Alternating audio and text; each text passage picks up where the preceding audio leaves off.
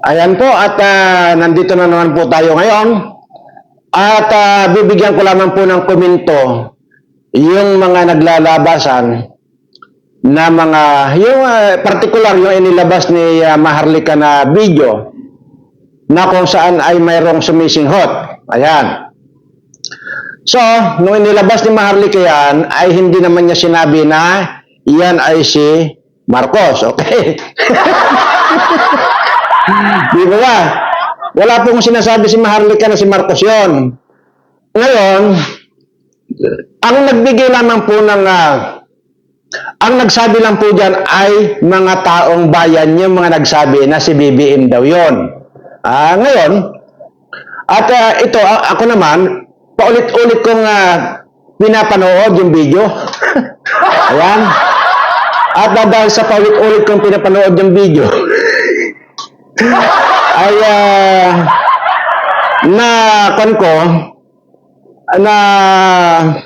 ang tawag dito, ang tingin ko lang ang tingin ko ay hindi nga si BBM yun. Ngayon, ay sino ba yan, Mr. Birana? Kung hindi si BBM yun, ay sino yun? Hindi, sa totoo lang po talaga hindi si BBM, kundi si Xi Jinping.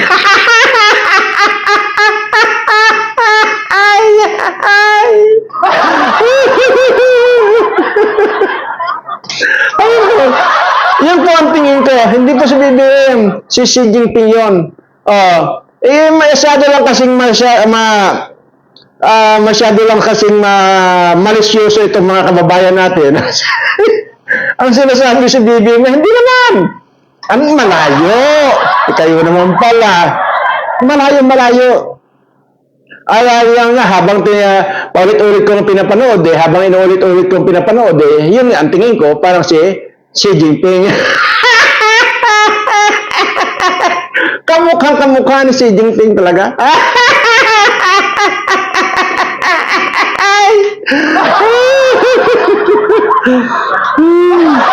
Grabe, no? Kaya kayo mga kababayan ko, huwag masyadong malisyoso. At unang-una, hindi naman sinabi ni Maharlika na si BBM yun. At ang sinasabi niya, panoorin nyo, dahil may nagsisinghot na mama. Nung nilabas na, ayun na.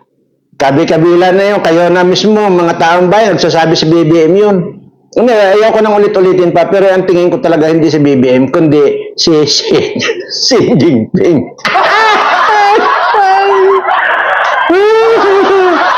At ito pa, isa pa. May kumakalat din ngayon na picture na mayroong nakayapos na mama. Kita niyo naman siguro yan dyan. Hindi ko na kailangan ilagay dito. Sinabi ko nga, hindi ako marunong mag-insert dito eh. May kumakalat na picture. Picture po yan. Naku, napakagandang babae ito. Talagang materialis flirtis ito. Grabe, ang gandang bata pa. At basta, napakaganda itong babaeng to. Ngayon, may mama na yakap-yakap siya ng babae. Yung babae ang niyayakap ng mama na ito. Nagkalat na po sa social media na naman.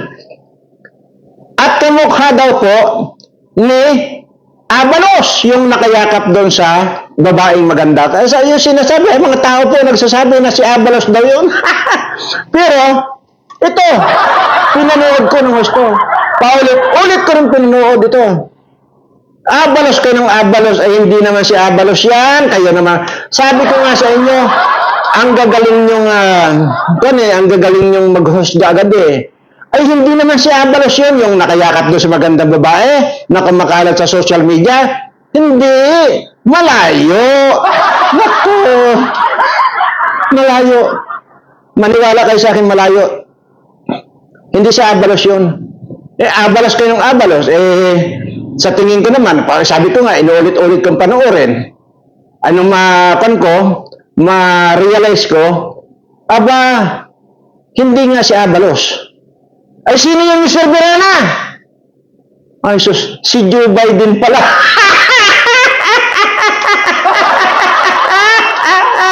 Ay.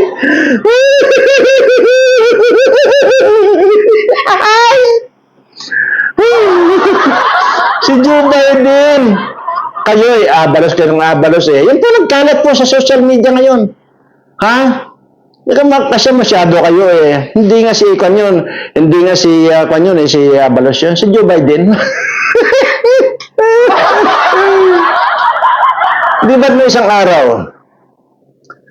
Sinabi ko na sa inyo na itong si Abalos, di ba?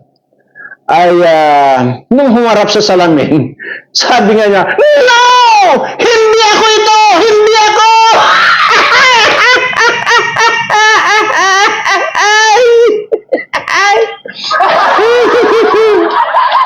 Ano siya? Kayo ha, mga netizen ha, kayo itong bangag ng bangag kay BBM, samantalang kayo naman pala ang bangag. Hindi ba kabangagan? Yung sasabihin nyo, si BBM yung sumisingot. Ay, hindi nga. Si Xi Jinping!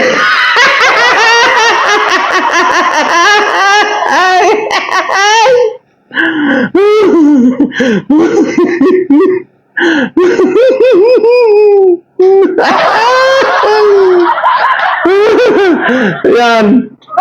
Ayun pa. Kayo ang bangag. Ay, sus. Anyway, sige at ito pa, mayroon pang isa. Kutya. Nagkita kasi kami ni Inday Sara. Yan nung bago siya umalis sa puntang Germany. Sa totoo lang, nagkita kami. At Mr. Berana, sabi ganyan, ay napakaganda pala ni Taylor Swift, sabi niya. Oo nga madam, sabi ko nga, ang ganda nga, tingnan mo, naglalakad ka ako si Taylor Swift. Si Taylor Swift nga, yun. Gago, sabi nga ni Inday, hindi yan si Taylor Swift, si Ikon nga, si Butod yan.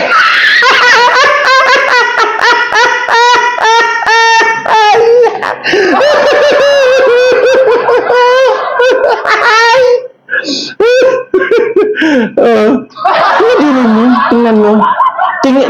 Tingin ko si Taylor Swift yun. Tapos kung di pa ako ginulat ni Inday Sara, hindi ko pa nalaman na si Butod. Hindi yan si Taylor Swift, Mr. Berena, kawawa ka ba? Si Butod yan.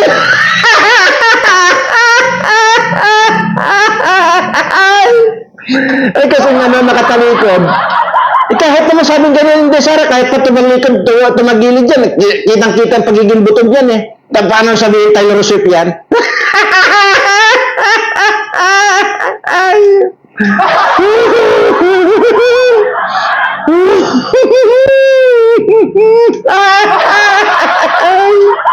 Hindi ako makakabun dito. Grabe. Si Abalos na nga mismo ang nagsabi na hindi si BBM yon. Kayo mga netizen, ipinagpipilitan nyo si BBM. Ako na nga rin na nagsasabi na hindi nga si BBM. Si Xi Jinping!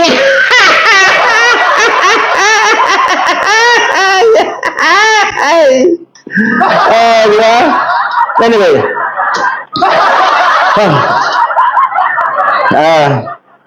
Ibahin na po natin ang usapan. Baka ma-stroke pa ako rito. Okay, seryosong usapan na po ito. Dito po sa mga yung sinasabi, masasabi natin na followers ko ba or subscriber ko o ano, bakit po kaya hanggang ngayon tuloy-tuloy pa po yung pagkukomento nyo doon sa ating raffle. Yung raffle group po natin kahapon ay nung isang araw. Bakit po kaya tuloy-tuloy yung inyong pagkukomento na sana manalo ako, sana piliin mo ako, Mr. Tapos na nga po yun, tapos na po. Mayroon na pong nanalo. Di po ba, bakit ba tuloy-tuloy pa yung pagkukomento nyo ng sana ako manalo, ay tapos na nga po eh. Mananalo na. Ay inakaw naman kaya naman ito talaga mo ito. At saka yung pang isang taon na ba yan, yung 250,000 na nilive ko dati dyan. Di po ba? Yung isang taon pa yata yun, o walang buwan na ngayon yan. May nagko-comment pa rin po. Sabi niya, Mr. Berana, ay sir, sabi kanya, nanginginig ako, baka manalo pa ako. Ay, nung isang taon pa po yung video mo yun eh. Yung live na yun. Ano ba naman kayo? Diyos mio. Ay, sus, Mariosep. Di kaya, kulang tayo sa pag-inom ng gatas.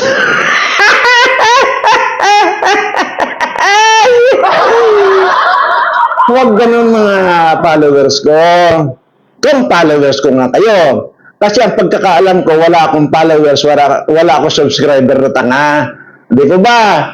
Kaya, siguro, baka maaring ganun, baka hindi ko subscriber ito o followers. Kasi ganun eh.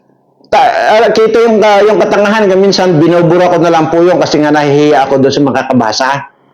Ay kasi nga, yung 250,000 na yun, nung papong, yun, kung wala man isang taon, mga 8 months na po nakaraan yun. At saka yung ngayon, noong Sabado, di po ba, tuloy-tuloy pa rin po yung inyong pagkukomment eh. Bakit po kaya ganon? Anyway, sabi ko nga po, baka hindi ko naman subscriber kasi ang alam ko, itong mga subscriber ko at mga followers ko, matatalino ito. At una, magaganda, guwapo.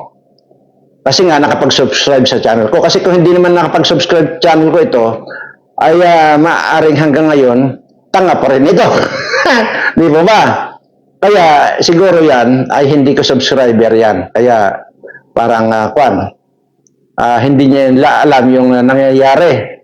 At noong isang taon pang video ay nanginginig daw at baka raw sila makakuha ng premium na 250,000. Ay sos. Para din kayo yatang si Gadon. Yan si Gadon nagkiklaim na taga Mindoro, taga rito sa amin sa Mindoro. Ay wala nga pong taga Mindoro na pangit. At wala rin taga Mindoro na malaki ang ilong. Yan po ang tandaan ninyo. Kaya kung mayroon kayong makita rito na pangit at malaki ang ilong, hindi po taga Mindoro yan. Maaring dayo lang po dito sa amin yan.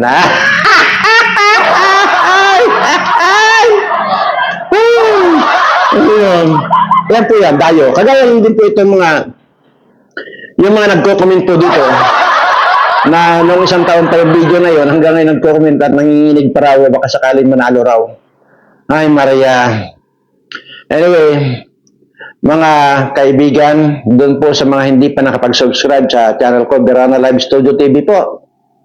At pag inyo po napapanood dito, mag-subscribe na po kayo. Tapos yung mga ina-upload ko pong mga video dyan, panoorin nyo po ng buo para po alam ninyo. Kagaya po nito, napakarami pa rin pong nagko-comment ng kanilang mga pangalan. Ay tapos na po eh. Wala na po eh. Tsaka isa pa, yung pagko-comment po ng pangalan ay doon lamang po sa particular na video na yung parapol ni Berana. Yun po ang title. Doon lang po kayo mag-comment. Sana dati, nung bago sana mag-raffle draw. Yun po yun. Hindi po hanggang ngayon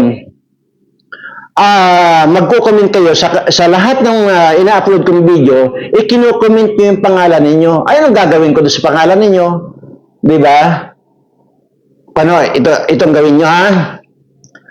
Yun po, talagang kailangan nyo ng uminom ng tubig ng saging.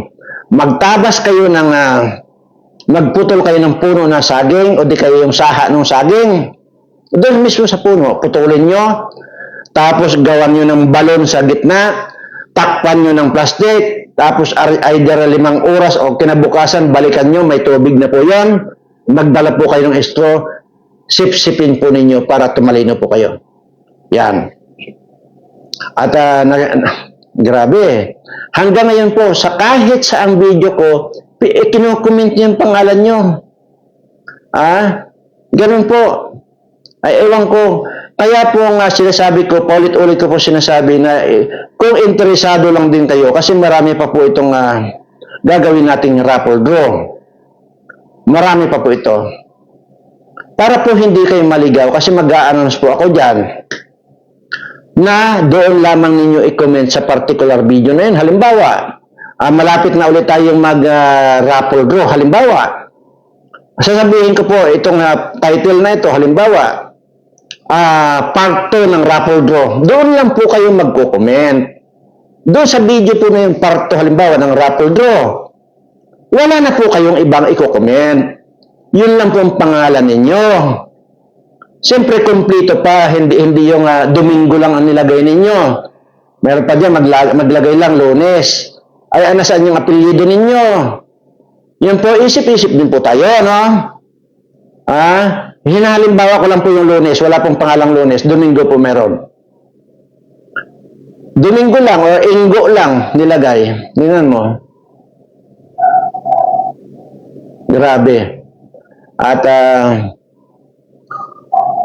aywan ko. Hindi po kayo malayo po sa inyo yung grasya. Kasi nga, hindi kayo nakakasunod sa instruction. Napakasimpleng instruction po. Huwag na po natin pag-uusapan itong video ko. Halimbawa po sa iba, mayroon po nag-announce dyan, halimbawa na ganun. Tapos iba-iba, hindi ninyo pinanood yung sinasabi ng taong yun. Bumirada kayo ng bumirada, disqualified kayo. Kagaya po ng yung mga nag-comment doon sa mga ibang videos ko, na hindi naman dapat i-comment doon yung pangalan ninyo, yun po, reject po yun. Disqualified po agad. Hindi po kinopya yun. Hindi po naisali ang pangalan nyo. Ngayon, doon po sa nagtatanong naman kung paano sumali. Diyos ko naman, mga sir, mga ma'am, ay wala naman po kayong, bakit nga ba yung iba nakakasunod naman, bakit kayo hindi po? Ang pagsali po dito, wala po kayong babayaran at hindi rin po paramihan ng ticket na sinasabi ninyo. Manood lang po kayo dito sa sinasabi ko, sa video ko, para po nasusundan kasi ninyo. Kasi nga, hindi talaga nyo nasusundan, hindi talaga nyo pinapanood. Nakita nyo lang yung title, hala, bumirada na kayo, hindi nyo alam na yun pala, mayroong particular na video lang kung saan lang ninyo ilagay yung pangalan ninyo. Ay kayo kung saan-saan na lang kayo naglalagay eh. Kaya yung pa nakikita ko, binubura ko na agad yun. Kaya, definitely hindi po talaga nakasama yung mga pangalan ninyo doon sa raffle draw. At saka nung raffle mismo, yung raffle draw ng araw mismo, nung Sabado din mismo, saka kayo magko-comment ng pangalan nyo, saka kayo nagkukubahog ngayon na mapasali, isama mo kami, isalin mo kami. Ay hindi nga ganun eh. Di po ba? Kaya nga may advance tayo na i-comment doon yung pangalan nyo para na isusulat ng sekretary ko. Para yun po ang ilalagay naman doon sa lalagyanan ng mga pangalan ninyo. Hindi po ba? Hindi yung on the spot, i-comment mo dyan, yung pangalan mo, ay disqualified na po yun. Wala po. Ano yun? Gagawa ulit kami ng rolyo? Hindi po ganun. Kaya po sinasabi ko, napakalaking oportunidad pa po yung mga darating. Maniwala kayo sa akin. Sayang naman, yung magkukomento kayo ng inyong pangalan sa iba-ibang mga videos ko na hindi naman dapat ganoon. So, pakinggan mabuti yung sinasabi ko. Para sa ganoon, hindi maligaw yung mga pangalan ninyo. At sinabi ko nga, wala nang maraming usapan dyan. Pangalan lang, wala nang karugtong. Kompletong pangalan, may middle name or middle initial. Halimbawa, Domingo, Satanas, Bangag. Yon. Domingo ang pangalan, middle name Satanas, apelyido Bangag. Ganun po. Hindi yung lalagay mo lang dyan ay Inggo. Ganun po. Sa kahit na saan kayo pumunta, lagi pong kompleto ang pangalan ninyo. Hindi yung lalagay ka lang Kate. Ano yan? Anong nangangati sa iyo at kati-kati ka lang? Wala eh. Talagang hindi nyo talaga iniintindi. Anyway, kayo naman dyan eh. Kayo naman eh. So, ang ibig ko lang sabihin kasi, nasasayang lang yung inyong pag-participate na hindi naman kayo mapapasama talaga. Disqualified na kaya agad kayo. Kaya sa susunod po, itong tandaan ninyo, malapit na po uli yan. At, yun. antayin niyo po yung announcement ko. Kung in-announce ko po na dito lang kayo sa video ito magko-comment, dito lang. Yan. Baka mamaya may magko-komento naman dito ng pangalan ninyo. Ay wala na po. Kung may mangyari pa pong ganoon, na i-comment yung pangalan ninyo, kukulamin ko na kayo. Tutusokin ko na yung mga tumbong ninyo. Di ba? Kaya, huwag niyo akong bisitin. Baka ito yung mga nambubisit lang eh. Tutusokin ko yung mga tumbong ninyo, maniwala kayo sa akin.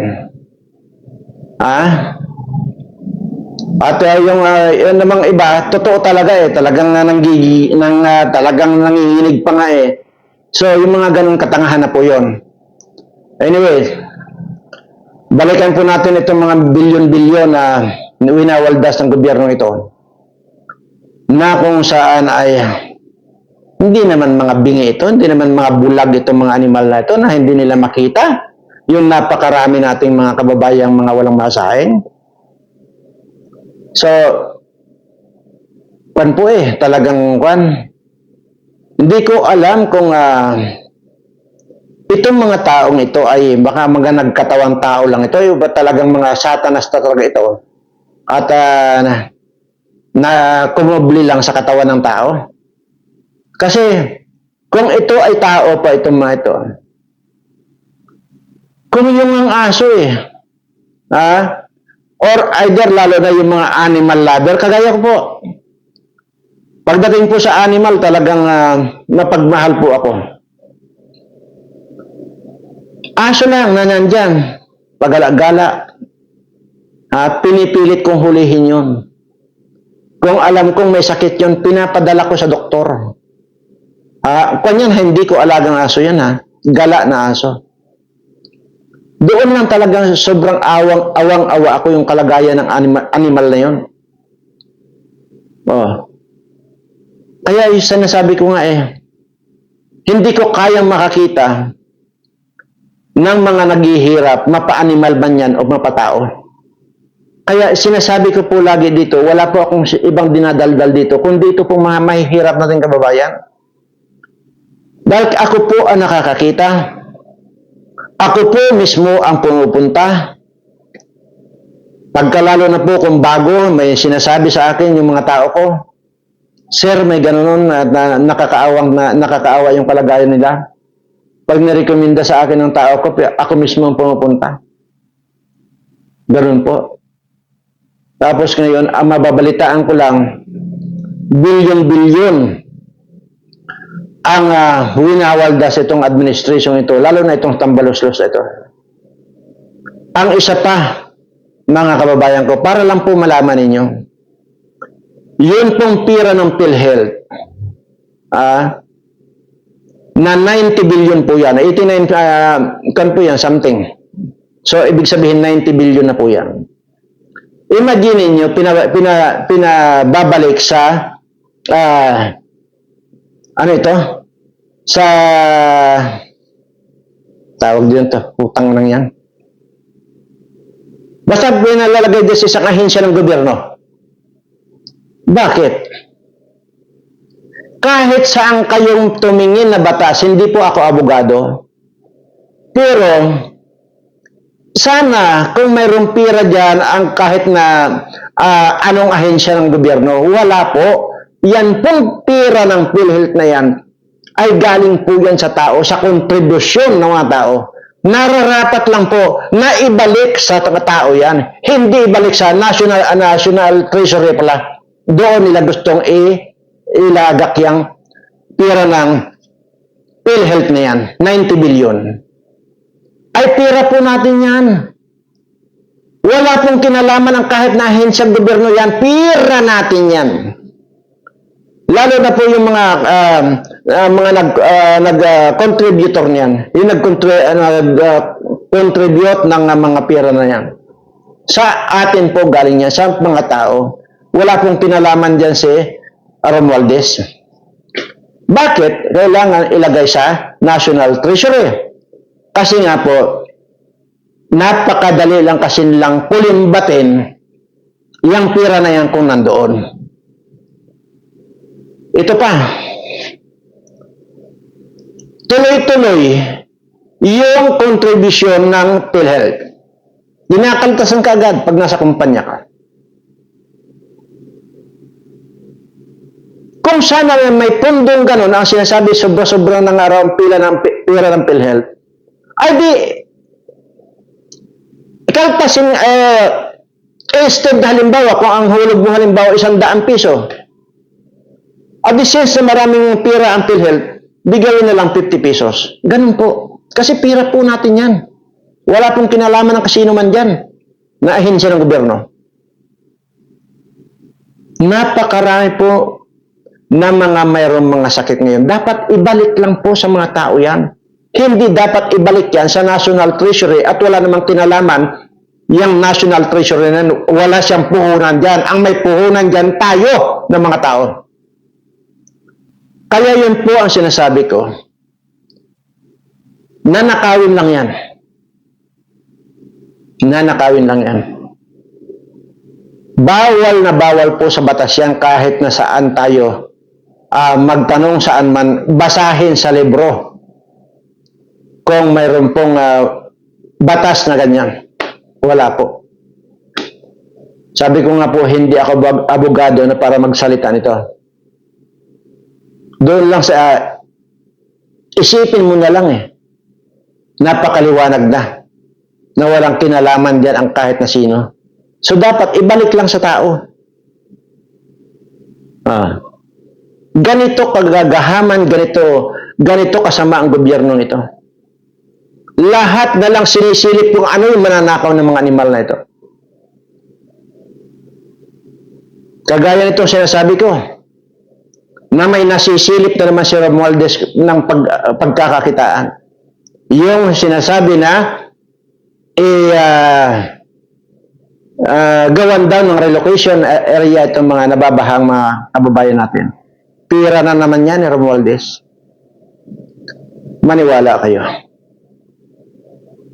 Ito yung gobyerno na talagang maliwanag pa sa sikat ng araw na kriminal. Bakit ko sinabing kriminal? Ay napakarami pong mga naghihirap ng tao. At marami din pong namamatay na sa kagutuman. Anong sanhi ng kanilang kamatayan? Gutom. Bakit sila nagutuman? Kasi dito sa mga politikong mga kawatan. Ganyan lang. Kaya mga kriminal itong mga ito. Kaya ang dapat na itapat dito, kriminal din. Kriminal din ang dapat na itapat dito sa mga ito. Kung nasa katinoan ang gobyernong ito at lalo na dito kay Abalos na ito, ano explanation nila? Yung hanggang ngayon ay nakaposte yung mga pulis diyan sa tapat ng KOJC compound. Anong explanation diyan? Yung bang kasalanan, halimbawa kung mayroon mang kasalanan si Pastor Kibuloy, kasalanan din ba nitong mga miyembro diyan sa KOJC? Kung ang kasalanan halimbawa nitong si Pastor Kibuloy ay bitay, pati ba man itong mga miyembro ng KOJC bibitayan din? Mag-isip nga po kayo. Lalo na ikaw, Secretary Abalos. Dahil sa kayayakap mo ng bata, ay naiiba na yata ang utak mo. Hindi lang yung pangiwi-ngiwi ka. Wala, mga tao yan na nagsabi na kamukha mo raw, ikaw raw yung yakap-yakap mo yung bata na babae. Diba? Pero ang tingin ko, hindi. Ang tingin ko nga doon si Joe Biden. Ay, nako, Diyos niyo.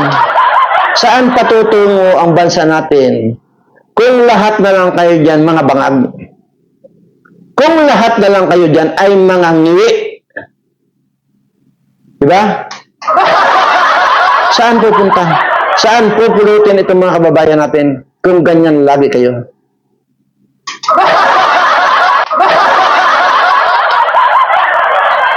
Oh. Ang kakapal ng pagmumukha ninyo. Hindi na kayo nahiya. Yang mga membro ng QOGC na yan, walang ginawa yan kundi ang purihin ang ating Panginoon.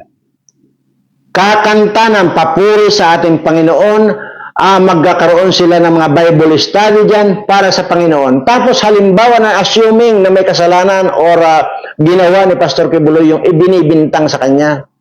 Pati ba naman itong mga QOGC member ay yun din ang parusa, yun din ay gagawad yung parusa, yun dapat na para kay Pastor Kibuloy. In the first place, hindi nyo pa napapatunayan kung guilty na itong si Pastor Kibuloy. Dahil sabi ko nga sa inyo, wala, mga dismiss lahat yan, yung mga kaso na yan, na binuhay ninyo. Kasi ang hilig-hilig ninyong mangbuhay ng patay na. Okay? Yan, ang hilig ninyo. Kaya nga itong si Bacolao, kinakarma. Tingnan mo ginawa kay Bantag. Ano yung ginawa kay Bantag? Yung pala, kayo pala ang pumatay kay Persilapid. Kung ang basihan lang ay doon sa sinasabi ni Persilapid, tungkol doon kay Bantag, ay mas matindi pala yung mga sinasabi ni Persilapid dito kay Bangag. So, kung yun lang ang basihan, abay malayo na si Bantag ang pumatay kay Persilapid.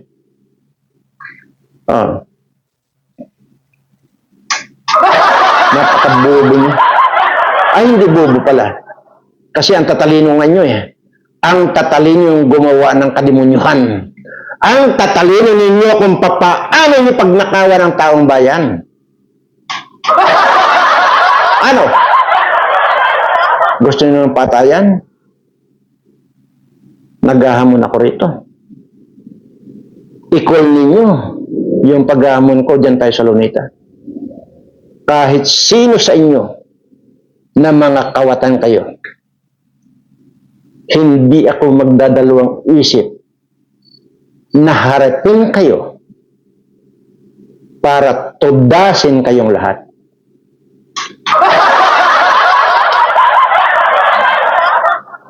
Nakakapana. Grabe. Lalo ngayon, tag-ulan.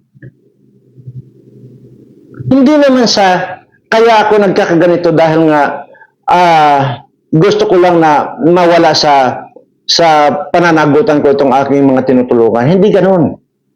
Ang ibig ko pong sabihin dito, unang-una, kung tutuusin natin, wala akong obligasyon dito sa mga kababayan ko na mga dinadalaw ko na tinutulungan. Take note. Ang gobyerno ang may obligasyon. Okay. Sasabihin nyo sa akin, kaya nga mayroon tayong AX, mayroon tayong TOPID, mayroon tayong DSWD. Kasi namimigay kami, sinusuportahan namin yung mga mahihirap nating kababayan, lalo na yung TOPID na yan, at saka yung mga AX na yan, saka yung kung ano-ano pang purpose na yan. Hindi ba't yun ang pagtulong namin sa mahihirap? Yun ang ikakatwiran nyo? Tama. Okay? Ang problema, kitang-kita na kunwari nga magbibigay kayo ng ayuda, pero mas malaki pa yung kinakaltas nyo or kinukupit ninyo kisa doon sa napupunta doon sa mismong beneficiaries. Isa na dyan yung hindi ba't napabalita yan? Yung dapat na 10,000 sa kanya, magkano na lang yung nakarating sa kanya? 1,000. Kinupit nyo na yung 9,000. Kaya, yung sinasabi ninyo na mga AX, mga kung ano-ano, mga ikan ninyo, mga katarantaduhan ninyo, Wala yan. Ang totoong, sa totoong buhay, kung mayroon man nabibigyan ninyo, yung instead na isang kabang bigas ang ibibigay ninyo sa beneficiaries, 5 kilo na lang. Pagka naibigay nyo 5 kilo, mayroon pa doon nakasulat na Romualdez rice. Tapos yung Romualdez rice na yon, napakabantot, kagaya ng amoy ng kilikili ni Kumar. So ngayon, nasaan doon ang hustisya? Kaya parami ng parami itong ating mga kababayang wala masain. Dahil kayo mga mismo ang mga kriminal sa gobyerno ito.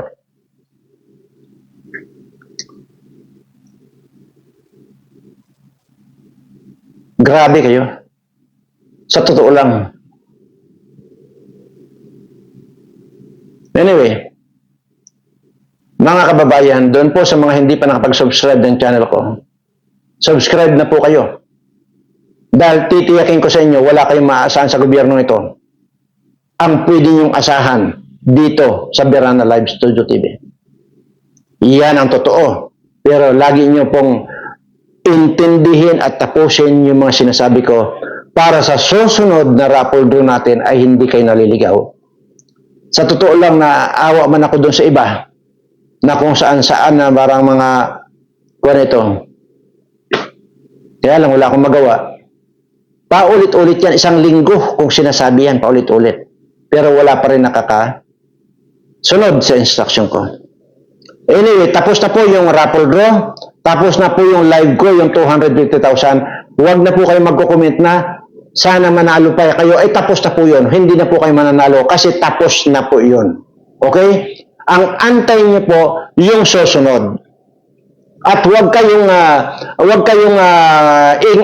ing para hindi maliligaw yung mga pangalan ninyo.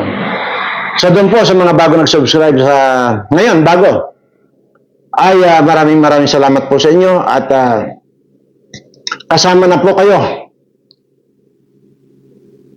sa mabibigyan ng swerte ng ating Panginoon. Saan ba nagsisimula ang pagyaman? Sa swerte. Kaya kapag ka nag-subscribe kayo sa Berana Live Studio TV, so swertihin kayo, yayaman kayo, gaganda kayo, gugwapo kayo. Yun lamang po. Maraming salamat po at mahal na mahal ko po kayong lahat.